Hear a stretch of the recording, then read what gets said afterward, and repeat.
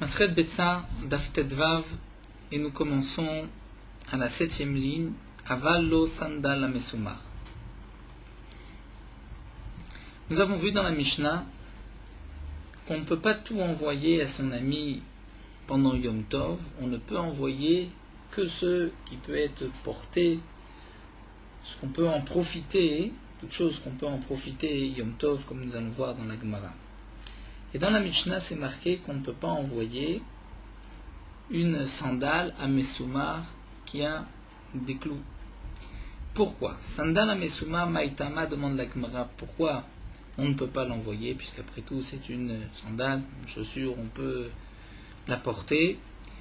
La Gemara répond, Mishum Maaseh Shaya, à cause du Maaseh, de ce qui s'était passé avec cette fameuse sandale à clous, qui est rapporté dans Maseret Shabbat où les Bnei Israël se cachaient des non-juifs qui les persécutaient à l'époque. Et une fois, ils étaient entassés dans une grotte, ou d'après certains dans un Beth Midrash. Il y a plusieurs avis dans la Gemara, dans Maseret Shabbat. Et à un moment, ils ont cru que l'ennemi était proche d'eux, que l'ennemi allait les attaquer, et ils se sont entassés, ils se sont écrasés les uns les autres à cause des clous qui se trouvaient dans leurs chaussures. Et les Khamim, depuis, ont interdit de porter Shabbat ou le jour de Yom Tov une sandale avec des clous. Donc de même, puisque Yom Tov on ne pourra pas porter ses chaussures, on ne peut pas les envoyer aussi à son ami le jour de Yom Tov. Amar Abaye, Abaye nous dit sandala mesumar, une sandale maklou. Asur le naalo mutar le taltelo. Donc il s'agit de clous qui dépassent de la chaussure, qui sont sur la semelle. Nous avons l'interdiction de les porter Yom Tov, mutar le taltelo, mais nous avons le droit de les déplacer. Asur le naalo, nous avons une interdiction de les porter, donc Yom Tov ou Shabbat, Mishum Maaseh Shaya, à cause de l'histoire de ce qui s'était passé, comme c'est rapporté dans Maseret Shabbat. Mutar le taltelo, on peut malgré tout le déplacer. C'est-à-dire, nous explique Rashi, ça garde quand même un statut de chaussure de Keli et ce n'est pas Mouktsé. Pourquoi Amidé Katane? Puisque dans la Mishnah c'est marqué Meshalchim, on n'en voit pas. Et donc la Gemara nous dit si on n'en voit pas, ça veut dire on peut les porter mais on ne peut pas les envoyer. Dis la Kanatara sur les Taltelo. Parce que si tu dis qu'on a l'interdiction même de les déplacer, c'est Mouktsé, Ashtal et Taltolé Assour, Meshalchim et Vaillé, si on n'a même pas le droit de les déplacer, à plus forte raison qu'on n'a pas le droit de les envoyer. Donc si la Mishnah nous dit on ne peut pas les envoyer à son ami, c'est qu'on aurait pu les porter mais pas les envoyer. Velominal Shanotafour, nous avons vu dans la Mishnah qu'on ne peut pas envoyer une chaussure qui n'est pas, une sandale qui n'est pas cousue, donc qui ne peut pas être portée. Bien qu'un habit, nous avons vu, qui n'est pas cousu, étant donné qu'on peut se couvrir avec le tissu, nous avons le droit de l'envoyer Yom Tov, mais une chaussure qui n'est pas cousue, on ne peut pas s'en servir. Alors demande la Gemara Pshita, c'est évident qu'on ne peut pas l'envoyer. La Gemara répond le chidouche, c'est que même s'il y a des petites chevilles en bois, des petits clous, Rachid nous dit des petites coutures sur les côtés à certains endroits, donc la chaussure n'est pas vraiment cousue, n'est pas terminée, j'aurais pu croire qu'on peut l'envoyer puisqu'on peut quand même mettre le pied dedans, Kamashmalan, que malgré tout on ne pourra pas, puisque la chaussure n'est pas terminée. Et nous avons vu aussi dans la Mishnah, d'après Rabbi Yehuda, on ne pourra pas envoyer une chaussure lavane, une chaussure qui n'a pas été peinte en noir, comme c'était l'habitude à l'époque, puisqu'on ne peut pas la porter tant que le cuir est blanc. Et la Gemara nous rapporte une braïta. Tanya, Rabbi Yehuda matir beshachor voser belavan. Rabbi Yehuda permet d'envoyer une chaussure noire, mais interdit une chaussure blanche. Pourquoi? Parce qu'on a besoin, Rachid nous dit, de gir, c'est une sorte de terre qui noircit le cuir, qui va faire noircir la chaussure. Donc Betsat, c'est toute chose qui est comme une pâte épaisse. Donc Betsat agir, c'est un morceau un peu de terre avec laquelle on frottait le cuir. Et donc ainsi, on avait une chaussure noire. Puisqu'on ne peut pas le faire Yom Tov, donc on ne peut pas non plus envoyer une chaussure blanche. Rabbi Yosef Oser Beshachor. Rabbi Yosef va même interdire une chaussure noire. Pourquoi? Parce qu'il faut encore dire la poncer, la lisser, comme la Gemara va nous expliquer, comme Rashi le dit ici tout de suite, c'est que nous allons voir que dans la ville de Rabbi Yossé, on avait l'habitude de mettre la peau, le cuir, on mettait la partie qui était proche de la chair vers l'extérieur. Et la partie qui est plus proche de la chair, c'est une partie qui n'est pas lisse. Il faut donc la lisser, il faut la frotter, sinon on ne peut pas sortir avec une telle chaussure. Dans la ville de Rabbi Yehuda, le côté de la bête, le côté de la peau qui était proche de la bête était à l'intérieur et le côté du poil de la bête était vers l'extérieur. Et donc là, une fois qu'on avait enlevé le poil de la bête, on pouvait porter cette chaussure, on n'avait pas besoin de lisser de l'extérieur. Donc c'est pour cela que Rabbi Yehuda permet une chaussure noire. C'est ce que l'Agma dit, il n'y a pas de marloquette, mar qui a trait ou mar qui a trait. L'un qui a trait comme dans sa ville, ou mar qui a trait l'autre dans sa ville. Béatre des mar dans la ville de l'un, c'est-à-dire dans la ville de Rabbi Yehuda, Bisral et Tachat, la partie de la peau qui était proche de la chair de la bête était les Tachat vers le bas, donc on n'avait pas besoin de la poncer de l'extérieur. Béatre des mar, mais dans la ville de Rabbi Yossé, Bisral et il, la partie qui était proche de la chair était vers le haut, et donc il fallait la poncer, la lisser, et donc la chaussure n'est pas prête.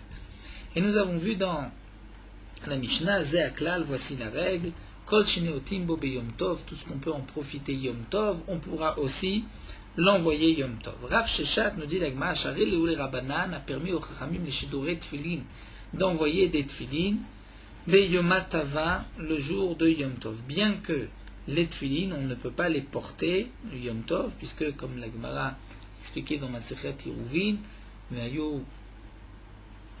les hôtes al yadecha, les tefillin seront un signe, et Shabbat et Yom Tov, nous n'avons pas besoin de hôtes, nous n'avons pas besoin de signes, puisque Shabbat et Yom Tov sont en soi, eux-mêmes, un hôte, un signe, hôti, Beni Uben, Beni Israël, hôti Leolam.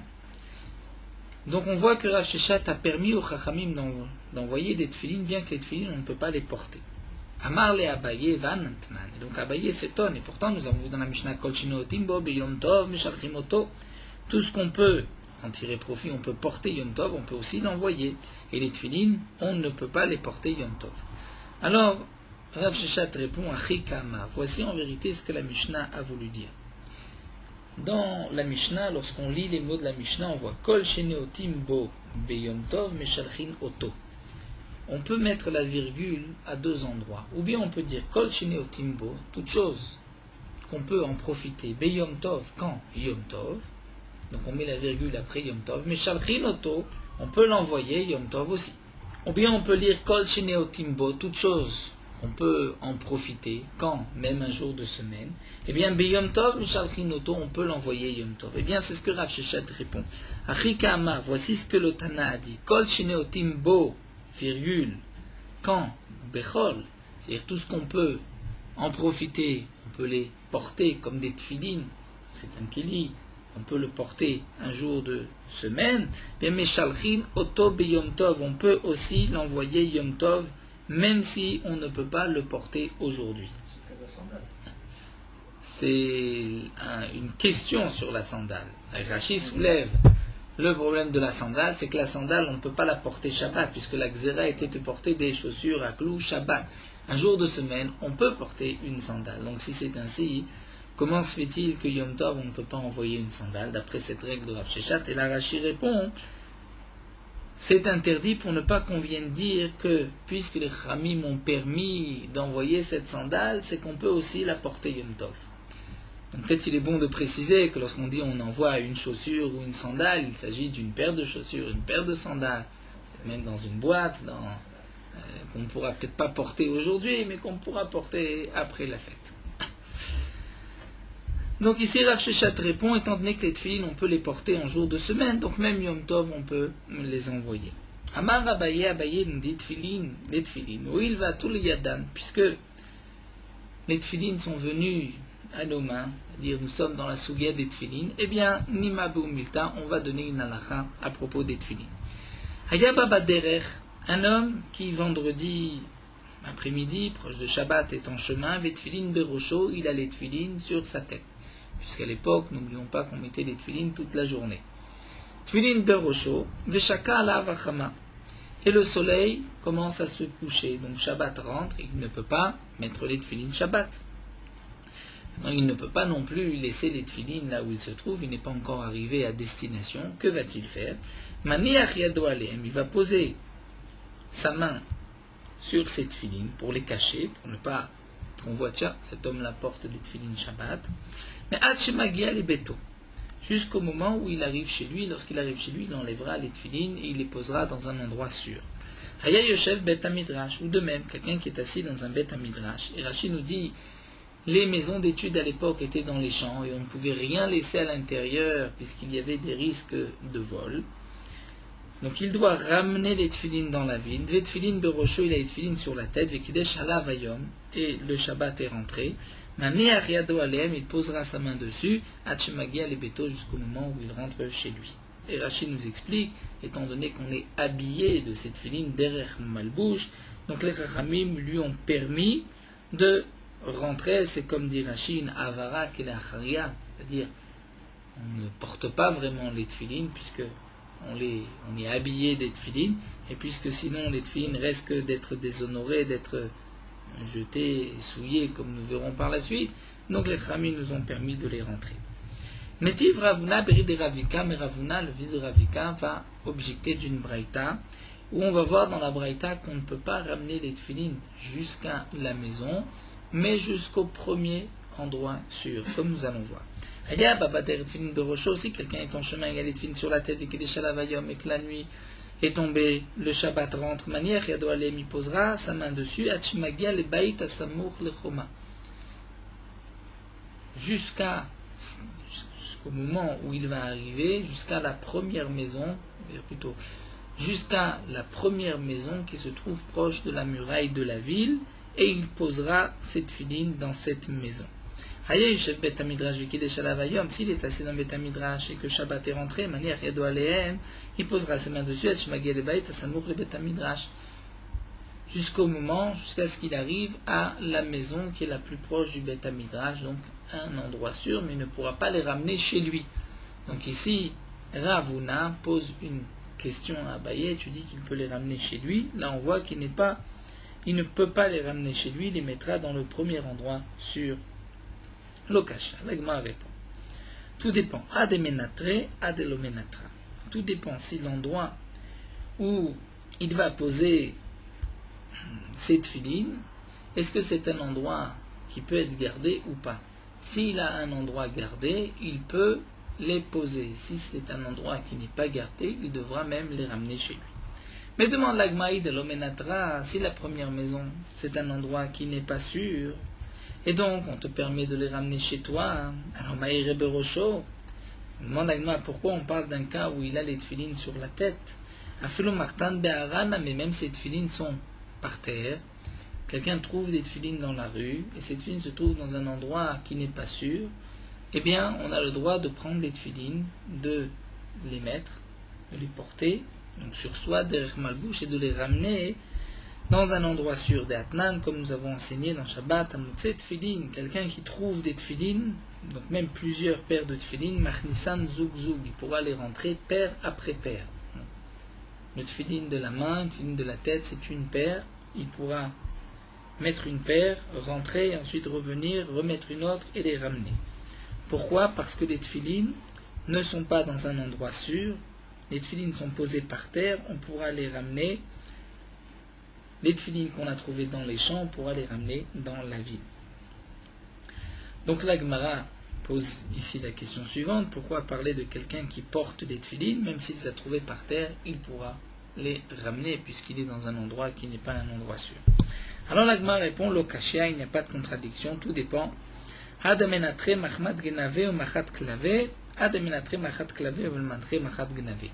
Les tefilin peuvent être gardés, peuvent être dans un endroit sûr par rapport aux chiens, c'est-à-dire les chiens ne vont pas trouver ces tefilin, mais peut-être que des voleurs peuvent trouver ces tefilin. Si on met les tefilin dans un endroit un peu haut, les chiens ne vont pas atteindre les tefilin, mais des voleurs peuvent atteindre les tefilin.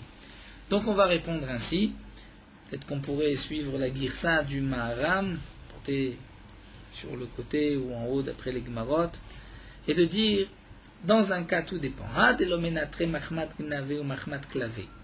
Lorsque les tefilines sont posés dans un endroit qui n'est pas gardé ni des chiens ni des brigands, à ce moment-là, on a le droit de prendre les tefilines et de les ramener dans la ville, même si les tefilines se trouvent par terre posées dans les champs.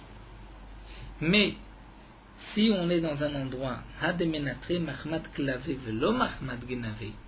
les tefilines se trouvent dans un endroit où les chiens ne vont pas toucher, ne vont pas atteindre les tefilines. Mais des voleurs peuvent attraper ces tefilines. Donc dans ce cas-là, on va faire une différence si on a trouvé les tefilines par terre ou si on avait les tefilines sur soi. C'est-à-dire que si on a trouvé les tefilines par terre dans un endroit où les chiens ne peuvent pas atteindre ces tefilines, mais les voleurs peuvent atteindre ces tefilines, là on laissera les tefilines là où ils sont. Mais si on a les tefilines sur soi, dans ce cas-là on pourra les ramener. Et donc la Gemara va nous dire Maoud et Tema. Quel est le chidouche? J'aurais pu croire que dans le cas où les tefilines sont gardées des chiens, mais ne sont pas gardées des voleurs, si tu trouves les tefilines par terre, tu les laisses, tu ne les prends pas. Mais si tu les as sur toi, tu as le droit de les rentrer. Eh bien, Abaye vient nous dire, le chidouche, c'est que tu as le droit, si tu les as sur toi, de les rentrer, et on ne te dira pas de les poser, parce que tu pourrais peut-être dire, puisque de toute manière, les chiens ne vont pas attraper ces tefilines. Qui risque de trouver cette tefilines? Des voleurs. Bien, nous avons une règle. Maod et Rov listim Israël ninou. La majorité des brigands, des voleurs, sont des Bnei Israël. Et donc, Velo Mezad Zelebeu, s'ils vont trouver des tefilines, ils ne vont pas leur manquer de respect. Et donc, peut-être que tu pourrais laisser les tefilines et ne pas les ramener en ville. Donc, Kamash Malan, que si tu as les tefilines sur toi, tu peux les amener dans ta maison. Tu peux les garder, mais si les tefilines se trouvent par terre, étant donné que c'est un endroit qui est gardé des chiens, même si ce n'est pas gardé des voleurs, là on ne t'a pas permis de les ramener. Mais si tu as trouvé des tefilines dans un endroit qui est gardé ni des chiens ni des voleurs, à ce moment-là tu pourras prendre les tefilines et les ramener jusqu'à, on va dire, la première maison gardée, sinon jusqu'à chez toi. Adran alach betza, nous avons terminé le premier pérec. Et nous allons commencer le deuxième pérec qui commence avec le din du Eruv Tafshilin que nous allons voir immédiatement. La Mishnah nous dit Yom Tov shechal liot erev Shabbat. Un Yom Tov qui tombe un vendredi. Lo yivashel bitrilam Yom Tov le Shabbat. On n'a pas le droit de commencer à cuisiner mi Yom Tov, le jour du Yom Tov, vendredi, pour Shabbat. Et on n'a pas le droit de commencer de préparer un repas, un plat qui ne sera que pour Shabbat. Mais, aval mevashel ou le Yom Tov, on peut cuisiner pour Yom Tov en grande quantité. Nous verrons dans la Gemara que malgré tout, sans harama, sans ruse, veim otir les Shabbat. Et s'il reste quoi que ce soit, on pourra le garder pour Shabbat. Donc ici la Mishnah nous dit qu'un Yom Tov qui tombe un vendredi, on ne peut pas préparer le Yom Tov, le repas de Shabbat. Bien que Yom Tov, nous avons le droit de cuisiner, Menechet Ochel Nefesh, c'est permis, mais c'est simplement pour Yom Tov. Pour Shabbat, nous n'avons pas le droit. Et la Mishnah nous dit que malgré tout, Oseh Tafshil Merev Yom Tov et Somech Alav le Shabbat. Mais on peut avant Yom Tov préparer un Tafshil, un plat, et Somech Alav le Shabbat et compter sur ce plat, sur ce repas pour Shabbat. Donc la Mishnah nous enseigne qu'on a la possibilité de poser un Eruv Tafshilin pour pouvoir cuisiner Yom Tov pour Shabbat. La Gemara dans Masechet Psachim, Daf Mem Zayin, nous rapporte une machloket entre Rabba et Rav Chisda. Est-ce que nous avons le droit de cuisiner Yom Tov pour Shabbat? Est-ce que Tzorke Shabbat Naasim be Yom Tov ou pas? D'après Rav Chisda, Tzorke Shabbat Naasim be Yom Tov. Donc d'après Rav Chisda, on comprend, on peut cuisiner Yom Tov pour Shabbat. D'après Rabba, Tzorke Shabbat En Naasim be Yom Tov, on ne peut pas cuisiner Yom Tov pour Shabbat. Et la Gemara pose la question, Rav Chisda demande à Rabba, si c'est ainsi, comment on peut cuisiner Yom Tov pour Shabbat grâce au Eruv Tafshilin? Et Rabat de répondre, parce qu'il y a un Eruv Tavshilin. Et Rav Chizda qui lui dit, mais le Eruv Tavshilin, c'est Midei Rabbanan et tu viens permettre une interdiction de la Torah. Rabat répond, il y a le principe suivant, Oil. Oil veim kale ochim, c'est-à-dire j'ai le droit de cuisiner Yom Tov, parce que peut-être des invités vont venir aujourd'hui vendredi, et donc j'aurai de quoi leur servir. Si en fin de compte, des invités ne viennent pas, donc tout ceci sera pour Shabbat. Donc c'est vrai, nous dit Rabat, je n'ai pas le droit de cuisiner Yom Tov pour Shabbat, mais Minatora, par le principe de Oil, puisque ceci peut servir à des invités, j'ai le droit de cuisiner Yom Tov pour Shabbat.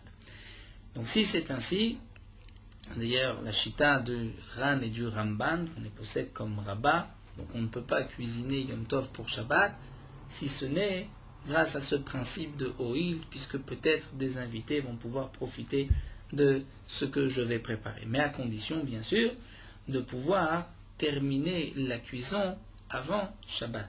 C'est-à-dire que Yom Tov, on puisse en profiter. Si le plat ne se termine que Shabbat, il n'y a pas de Oil, et c'est donc interdit Minatora. Il y a une autre Shita qui est rapportée dans Tosfot au début de la Masechet, puisque Tosfot, dans Davbet, Amoudbet, nous avons vu le din de Achana des Rabbah, l'obligation de préparer tout ce qu'on va consommer Shabbat, on doit le préparer à l'avance, on doit le préparer un jour de semaine. Donc Tosfot se pose la question, mais comment pouvons-nous cuisiner grâce au Eruv Tavshilin Yom Tov pour Shabbat, puisque malgré tout, le plat n'a pas été préparé un jour de semaine. Donc on peut répondre, d'après ce que nous venons de voir, par le principe aussi de Oil, de la même manière que le Oil va nous permettre de transgresser une melacha de bichoul, puisque normalement on n'a pas le droit de cuisiner Yom Tov pour Shabbat, et bien de même le Oil va m'enlever le problème de Achana. Mais Tosfot rapporte aussi une autre explication, qui est celle du Ritzba, qui fait une différence entre cuisiner et la Achana comme de l'œuf que nous avons vu. Et dire l'œuf n'existait pas, et donc il est venu dans ce monde-ci, il est arrivé dans ce monde-ci, il a été préparé un jour de Yom Tov pour Shabbat ou Shabbat pour Yom Tov, ça c'est interdit à cause du principe de Achana des Rabbah. Mais cuisiner, étant donné que les aliments sont là, il faut juste les arranger, les faire cuire, il n'y a pas de problème de Achana, c'est ce que pense le Ritzba. Il y a une autre Shita rapportée aussi dans les Poskim, qui est celle du Rambam et d'autres Rishonim, qui pensent en vérité comme Rav Chizda, c'est-à-dire que Tzorke Shabbat, Naasim Yom Tov, on peut cuisiner Minatora Yom Tov pour Shabbat, et on n'a pas besoin d'en venir au principe de Oil, puisqu'on est possède comme Rav Chizda. Seulement, il y a une interdiction Midei Rabbanan, comme nous allons le voir par la suite dans la Gemara. Donc c'est pour cela que les Chachamim ont institué un Eruv, c'est-à-dire que sans le Eruv, je ne peux pas cuisiner Yom Tov pour Shabbat, et à plus forte raison que je ne peux pas cuisiner Yom Tov pour un jour de semaine. Le Eruv est un équerre, vient me rappeler, je n'ai pas le droit de cuisiner Yom Tov pour un jour de semaine ou Yom Tov pour Shabbat, si ce n'est grâce au Eruv. D'après cette explication du Rambam, dans le cas où lorsqu'on va cuisiner, on ne terminera pas le plat jusqu'à l'entrée de Shabbat, ça reste permis, Minatora, Midei Rabbanan, étant donné que je n'ai pas besoin de consommer le jour même ce plat-là, puisqu'on est possède comme Rav Chizda qui pense que Tzorke et Shabbat se font même un jour de Yom Tov. Donc on peut cuisiner Yom Tov pour Shabbat, et même si le plat n'est pas prêt jusqu'à l'entrée de Shabbat, on pourra consommer ce plat d'après cette Shita. Le Mishnah Bura, lui, est possèque, les Chatrida, bien sûr, comme les autres Rishonim, il faut faire attention lorsqu'on cuisine Yom Tov pour Shabbat, même avec le Eruv Tavshilin, dire que le plat soit mangeable, soit terminé avant Shabbat. Malgré tout, Besha'at Tatrak, il nous rappelle que le Rambam permet même dans ce cas-là, ainsi que d'autres Rishonim. Nous avons dans la Gemara l'avis de Rava, pourquoi nous avons besoin d'un Eruv, pour la raison suivante. C'est que si nous n'avons pas de Eruv, on risque de s'oublier et de manger tout ce que nous avons préparé pendant Yom Tov et de ne rien laisser pour Shabbat. Donc le fait d'avoir préparé un Eruv, nous avons déjà réservé quelque chose pour Shabbat et nous n'allons pas oublier, nous allons laisser de tout ce que nous avons préparé, un petit peu aussi pour Shabbat.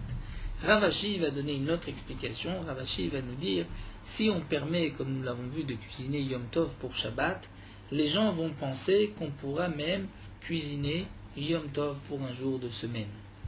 Donc là, les gens vont se dire, tiens, je ne peux pas cuisiner Yom Tov pour Shabbat si je n'ai pas fait de Eruv Tafshilin, et donc je vais en déduire que Yom Tov, je ne peux pas préparer, à plus forte raison, pour un jour de semaine. C'est les raisons du Eruv Tafshilin. Le mot Eruv Tafshilin, que nous avons vu dans Masechet Eruvin, qui est en vérité emprunté de là-bas, puisque le Eruv véritable, c'est Eruv Chatzerot, où tous les habitants de la même cour vont s'associer, vont ne former qu'une seule personne, grâce aux aliments qui vont être préparés pour le Eruv, le pain qui va être préparé pour le Eruv. Donc de même ici, le Eruv Tafshilin, c'est-à-dire nous allons associer les préparatifs de Yom Tov et les préparatifs de Shabbat, de la même manière qu'on peut cuisiner pour Yom Tov, on pourra cuisiner pour Shabbat. Ou encore, comme explique le Rambam, le Eruv, dans Eruv Chatzerot par exemple, c'est pour aussi enlever une idée, une fausse idée qu'on pourrait avoir, c'est une Zera Midera Banane, on ne peut pas porter dans une cour, étant donné qu'il y a plusieurs personnes qui ont une maison qui donne dans cette cour, on risque ensuite de se tromper et de penser qu'on pourrait porter dans un domaine public. Donc les Chachamim nous ont demandé de faire un Eruv comme Heker, comme signe de reconnaissance. Attention, rappelez-vous, c'est ici que vous pouvez porter, puisque c'est une cour qui appartient à quelques personnes et ce n'est pas un domaine public. Eh bien, nous dit le Rambam, le Eruv Tafshilin a le même but, c'est un Heker. Rappelez-vous, on ne peut pas cuisiner Yom Tov pour un jour de semaine, mais on peut donc cuisiner Yom Tov pour Shabbat. Donc dans les mots, nous allons voir tout cela, bien qu'avant, dans la Mishnah, nous avons encore une marloquette entre Bet Shammai et Bet Hillel. De quoi doit être composé le Eruv Tafshilin. Bet Shammai Yorim Shne Tafshilin, Bet Shammai nous disent de 2 plats cuisinés, ou Bet Hillel Omrim Tafshil Echad. Bet Hillel nous disent seulement un plat cuisiné. Veshavin, mais ils sont d'accord, Bedag ou Betza Sheala, que si nous avons du poisson et un œuf dessus, Rachid nous dit, lorsqu'on avait l'habitude de griller, de faire frire le poisson, on avait l'habitude de l'enduire, de le paner d'un œuf, eh bien ceci est considéré Shen Shne Tafshilin comme 2 plats, l'œuf et le poisson. Achlo She'avad, si le Eruv a été mangé ou a été perdu, lo Yivashel à la vitrila, on ne pourra donc pas cuisiner Yom Tov pour Shabbat, on ne pourra faire que ce que nous avons vu au début, et cuisiner pour Yom Tov, et s'il reste, ceci servira pour Shabbat. Ve'im shiyer mimenu kol shi'u, mais s'il reste même un tout petit quelque chose de ce Eruv, somech alav le Shabbat, là on peut compter dessus pour Shabbat, et on pourra cuisiner Yom Tov pour Shabbat. Et là, la Gemara nous explique. Maintenant, d'où est-ce qu'on sait? D'où est-ce qu'on sait qu'il y a un Eruv Tafshilin? Rachid nous dit, bien sûr, le Eruv Tafshilin n'est que Midera Banane. La question est, dans quel pasuk les Chachamim ont vu une allusion à cette takana de Eruv Tafshilin? Amar Shmuel nous dit dans Makra, le pasuk a dit, Zachor et Yom HaShabbat le Kadesho. Souviens-toi du jour de Shabbat pour le sanctifier. Lorsqu'on dit souviens-toi, c'est que on peut l'oublier. Souviens-toi de Shabbat, alors que tu pourrais l'oublier. Quand est-ce qu'on peut oublier Shabbat? Rachid nous explique, c'est lorsque un Yom Tov tombe un vendredi, on risque par la simra de Yom Tov, par le festin de Yom Tov, de tout consommer pendant Yom Tov et d'oublier de laisser une partie pour Shabbat. Et donc la Torah dit, fais attention, souviens-toi de Shabbat. Et donc, lorsqu'on va préparer un Eruv, on se souvient, puisque on a vu qu'on a préparé quelque chose pour Shabbat. Alors la Gemara nous dit, mais Maïtama, quelle est la raison? Et là, Rachid nous explique, mais pourquoi faire un Eruv, puisque c'est sûr que le Pasuk ne nous parle pas de Eruv, ce n'est juste qu'une takana des Rabbanan. C'est vrai, nous avons trouvé une allusion dans le Pasuk, mais quelle est la raison des Chachamim? Alors la Gemara répond à Marava, Kedesh Yivror Mana Yafa le Shabbat ou Mana Yafa le Yom Tov. Étant donné que on va préparer un Eruv, donc on va se souvenir de Shabbat et on ne va pas tout prendre Yom Tov. On va réserver un bon morceau pour Shabbat, un bon morceau pour Yom Tov. Donc comme nous avons expliqué la Shita de Rava. Ravashi Amar, Kedesh Yomu, Ravashi dit, c'est pour une autre raison, pour que les gens puissent dire Enofi mi Yom Tov le Shabbat. Kal vachomer mi Yom Tov lechol. Par ce Hérouv, les gens vont se dire que, tiens, on ne cuisine pas Yom Tov pour Shabbat. Si on n'a pas fait de Hérouv, on ne peut pas cuisiner. Et donc, à plus forte raison qu'on ne peut pas cuisiner Yom Tov pour un jour de semaine. D'après Rava, ou Rabat, d'après d'autres versions, la raison du Hérouv, c'est pour Shabbat, pour qu'on n'oublie pas Shabbat. D'après Ravashi, la raison du Hérouv, c'est pour qu'on n'oublie pas Yom Tov, pour qu'on ne cuisine pas Yom Tov pour un jour de semaine. Alors la Gemara nous dit, nous avons vu dans la Mishnah aussi, Tafshin Merev Yom Tov et Somer Chalav le Shabbat, qu'on doit préparer le Hérouv Tafshin avant Yom Tov pour Shabbat. Et la question de la Gemara, c'est que pourquoi le préparer avant Yom Tov? Encore d'après Ravashi, Bishlama le Ravashi d'Amak les Shem Renofim Yom Tov les Shabbat, pour que les gens puissent se dire, tiens, on ne cuisine pas un jour de Yom Tov pour Shabbat. Aïnou de Merev Yom Tov in, Yom Tov lo. Je comprends pourquoi on doit préparer avant Yom Tov et pas pendant Yom Tov, pour que on n'oublie pas, on se dise, tiens, on n'a pas le droit de cuisiner Yom Tov pour Shabbat, on doit commencer avant Yom Tov pour Shabbat, et donc on pensera bien qu'on ne peut pas cuisiner un jour de Yom Tov pour un jour de semaine. Donc, d'après Ravashi, le Hérouv Tafshilin doit être obligatoirement, impérativement préparé avant Yom Tov, pour qu'on puisse dire Yom Tov, on ne cuisine pas pour Shabbat, on termine pour Shabbat. Mais d'après Rava, puisque c'est simplement, comme nous l'avons vu, pour ne pas qu'on oublie Shabbat et qu'on consomme tout ce que nous avons le jour de Yom Tov, alors Maïre Merev Yom Tov, pourquoi le préparer le Tafshilin avant Yom Tov? Même pendant Yom Tov, afin Yom Tov Namé, on pourrait Yom Tov, en plein Yom Tov, dire tiens, ça je garde pour Shabbat, et ensuite on pourrait donc cuisiner, préparer pour Shabbat qui suit. Hinachiname, nous dit la Gemara, c'est vrai, on peut le faire d'après Rava, et la Gzera Shema Yifsha. Seulement les Chamim ont fait une Gzera pour ne pas qu'ils risquent d'oublier et de ne pas faire de Hérouv étant occupés pendant Yom Tov. Et la Gemara, après nous avoir apporté l'avis de Rava et de Ravashi, nous dit Tana Maitela Me'achat. Tout d'un coup, on se rappelle, on a trouvé un Tana qui lui a rapporté une allusion au Hérouv Tafshin de ce pasouk. Bien que plus haut Rava et Ravashi sont des Amoraïm, mais comme nous dit Rashi, c'est souvent le derrière de la Gemara, nous coup ensuite de retrouver une Braïta. La Braïta nous dit dans le pasouk, c'est marqué Et asher tofu efu. Ce que vous devez faire cuire dans le four, faites-le cuire. Et asher tevashilou bashilou. Ce que vous devez faire cuire dans une marmite, cuisiner, faites-le donc avant Shabbat, car demain vous ne pourrez pas le faire. Le pasouk donc parle d'un vendredi. Alors la Gemara nous dit Mikanama Rabbi Lazar, de là à déduire Rabbi Lazar. Rabbi Lazar avait une question, comme nous explique Rashi. La Torah aurait dû dire Ayom Afou Bachilou, aujourd'hui vendredi, vous devez faire cuire le pain et cuisiner. Pourquoi la Torah dit ce que vous devez faire, faites-le. C'est que nous dit Rabbi Lazar, dans le passage qu'on vient de dire Enofin Mela la fouille. On ne peut cuire que ce qui a déjà été, dire continuer ce qui a déjà été cuit dans le four. Et si on a déjà préparé du pain, on peut continuer. Ven mevashli mela la mevushal. On ne peut cuisiner que ce qui est déjà mevushal. C'est-à-dire, il y a un vendredi où on ne pourra pas cuisiner. On ne pourra cuisiner que sur ce qui a déjà été cuisiné la veille, c'est-à-dire compléter ce qui a été cuisiné la veille, donc dans le cas où on a fait un Hérouv Tafshilin. Donc le pasouk ne vient pas nous dire vendredi vous devez cuisiner, mais vient nous dire attention, il y a un vendredi où ce que vous avez déjà commencé, vous pourrez terminer. Mais sinon, vous ne pourrez pas commencer, et il s'agit d'un vendredi qui est Yom Tov. Mais quand Samcho Chamim le Tafshim, la Torah de là les Chachamim ont trouvé une allusion, un appui au Hérouv Tafshilin min Torah. Tano Rabbanan, la Gemara nous rapporte une histoire, une braïta. Maaseh de Rabbi Eliezer, c'était un cas de Rabbi Eliezer qui enseignait Shayoshev et Doresh Kol Hayom Kulo, qui le jour du Yom Tov était assis au Beth Midrash et enseignait toute la journée Beilchot Yom Tov. Yatzta Kat Rishona, au milieu du shiur, une partie, un premier groupe est sorti pour manger, pour aller accomplir la mitzvah de Seudat Yom Tov. Amar, mais lui a dit, il les a vus d'un mauvais œil, il a dit Halalou Ba'ale Patesim.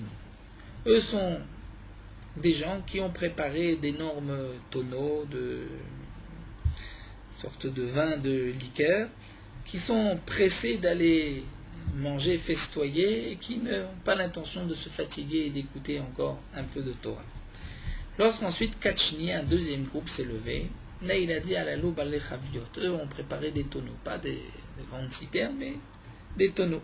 Katchlishit, lorsque le troisième groupe s'est levé, Amar à la loup kadin, eux ont des petites cruches. Donc à chaque fois il descend un petit peu. 4 vite, Amar loup les guinim. Les guinim c'est plus petit qu'une cruche, c'est plus grand qu'un verre.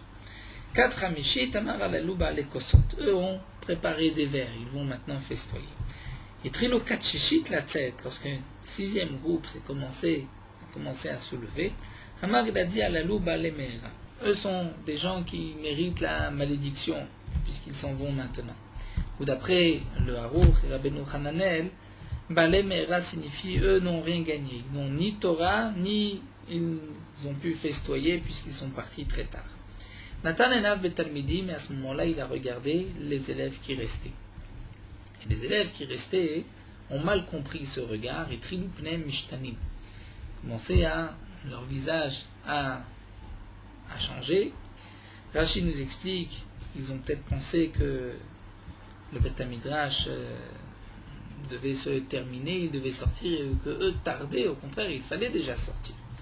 Le Maharsha n'est pas tout à fait d'accord avec cette explication de Rashi, puisque le Maharsha dit, si vraiment il pensait qu'il tardait à sortir, et que Rabbi Eliezer attendait qu'il sorte, Rabbi Eliezer aurait très bien pu terminer le shiur et les faire sortir. Donc plutôt, le Maharsha explique que eux pensaient que Rabbi Eliezer les regardait d'un œil comme si, tiens, vous aussi vous allez sortir maintenant, le Beth Midrash va sortir. Mais Amar Lahem, il leur a dit, Bana et mes enfants, Lolachem ani omer, ce n'est pas à vous que je dis, Ela la lalou, mais seulement à eux, chez Yatsu. Donc là, d'après le Maharsha, Rabbi Eliezer répond, je sais bien que vous n'avez pas l'intention de partir, mais sur eux, sur ceux qui sont partis, Allo Shiyotzim, c'est à eux que je me suis adressé ainsi, Shemanichim Chaye Olam Voskim Bechaye Sha'a, qui eux laissent la vie éternelle, l'étude de la Torah, ils vont s'occuper Bechaye Sha'a, de la vie d'un moment, c'est-à-dire d'aller manger et festoyer. Nous verrons que bien qu'il y ait une mitzvah de Simchat Yom Tov, Rabbi Eliezer pense qu'on peut rester toute la journée au Beth Midrash. Beshat Petiratan, au moment où donc le shiur a été terminé, eux aussi se sont levés et sont partis, Amar Lahem, il leur a dit, Lechou, allez, il leur a apporté ce pasouk. Il leur a dit, Ichlou mashmani, mangez bonnes choses grasses, ushtu mantakim, boire des douceurs, vishilchou manot len nachonlo, et envoyer des présents, de quoi manger à celui qui ne mérite pas, on va traduire, qui kadosh ayom l'a donné nous, car aujourd'hui c'est un jour saint pour Akadosh Borou, ve al teatsevu, ne soyez pas tristes, ki chedvat Hashem imausrem, car la joie d'Akadosh Borou des mitzvot, c'est votre force. Nous allons voir l'explication de ce pasuk. Alors la Gemara s'étonne à Marma, Shemanechim Chayolam Voskim Bechaïsha. Rabbi Eliezer considère que celui qui est sorti laisse la vie éternelle pour la vie d'un instant, mais la Simchat Yom Tov mitzvahi, mais la Simchat Yom Tov c'est aussi une mitzvah. La Gemara répond, c'est vrai, mais Rabbi Eliezer l'Etameh, d'Amar Simchat Yom Tov Rishut. Rabbi Eliezer lui pense que Simchat Yom Tov c'est facultatif. Tanya, comme la Gemara nous rapporte cette fameuse marloquette. Rabbi Eliezer Omer, Anola Adam be Yom Tov, Ela Ochel Veshoto Yoshev Veshoneh. Rabbi Eliezer dit, un homme Yom Tov doit ou manger et boire toute la journée, ou bien être assis au Beth Midrash et étudier toute la journée. Et Rabbi Yehoshua pense, Chalke ou Chetzol Hashem, Chetzol Lachem, on doit partager une partie Lachem, une partie Lachem. Amar Rabbi Yochanan dit, Veshneim Mikra Echad Darshu. En vérité, tous les deux ont été d'Oresh le même passouk. C'est marqué Katuv Echad Omer Atzeret Lashem Elokecha, que c'est une fête pour Akadosh Baruch Hu. Katuv Echad Omer Atzeret Yelachem, le passouk dit non, Atzeret sera pour vous, la fête de Yom Tov sera pour vous. Alors pour Hashem ou pour nous? Ketzad. Rabbi Eliezer Safar Okulo Lashem Okulo Lachem, Rabbi Eliezer pense, ou tout pour Hashem ou tout pour vous. Rabbi Yehoshua Savar Chelkeu, on va faire moitié-moitié. Chetzol Hashem ve Chetzol Lachem. Moitié pour Hashem, moitié pour vous. Et donc, la Gemara explique que d'après Rabbi Eliezer, on peut rester au Beth Midrash toute la journée. Alors, c'est vrai que Tosfot s'étonne, si c'est ainsi, pourquoi Rabbi Eliezer, avant de quitter ses élèves, leur a souhaité mashmanim, apporter manger, puisque il devait quand même peut-être rester toute la journée à étudier. Tosfot répond, étant donné qu'il a terminé la dracha et que même les autres jours, ils avaient l'habitude de manger après la dracha, il leur a dit Echlou mashmalim, parce que c'est quand même, il y a quand même une Simchat Yom Tov. Donc c'est vrai que de toutes les manières ils allaient manger après, mais il leur a dit puisque c'est Simchat Yom Tov, au moins manger des choses, au moins manger bien. Et la Gemara va nous expliquer le pasouk. Que signifie le pasouk que nous avons vu, les en nachonlo envoyés à celui qui ne mérite pas, marafrizda, les michelonia riouf tafshilin. À celui qui n'a pas préparé des oufshelin, qui ne peut pas cuisiner, à lui vous allez apporter de quoi manger. Kade amre, d'après une version, michelo ayalo laniach riouf tafshilin. C'est celui qui ne pouvait pas, qui était occupé vendredi, qui était occupé le jeudi avant Yom Tov. Par exemple, Hachindi, il avait perdu quelque chose, il a passé toute la journée à le chercher. Lui, on lui permettra, on lui enverra. Mais celui qui pouvait faire le Rutafshin, qui ne l'a pas fait, lui il est pochia, et donc on ne s'occupe pas de lui. Et la Gemara nous dit, que signifie, car la joie d'Akadosh Baruch Hu, la simcha qu'on fait pour Akadosh Baruch Hu, c'est notre force. Eh bien, la Gemara explique, Amar Rabbi Yochanan Mishum Rab Lezer Rab Shimon, Amar Lahem Akadosh Baruch Hu l'Israël, Akadosh Baruch Hu dit au klal Israël, Banai, Lavu Alai, Veketshu Geshot Hayom. Si vous n'avez pas d'argent, empruntez sur mon compte, et Kitshu, sanctifiez le Kedushat Hayom, Ve Minubi, ayez confiance en moi, Vani Porea, et c'est moi qui vais payer. Donc Ari Ima Usrem signifie, nous explique Rashi, c'est la joie de la mitzvah, ce qu'on fait pour Akadosh Baruch Hu, qui nous aidera même à rembourser, puisque Akadosh Baruch Hu promet de rembourser toutes nos dépenses qu'on fera pour pouvoir accomplir la mitzvah de Yom Tov comme il faut. Nous allons nous arrêter ici, on reprendra besoin de chaîne, nous avons encore des agadot sur ce pasouk et sur donc les otsaot, même les maisonot d'un homme toute l'année.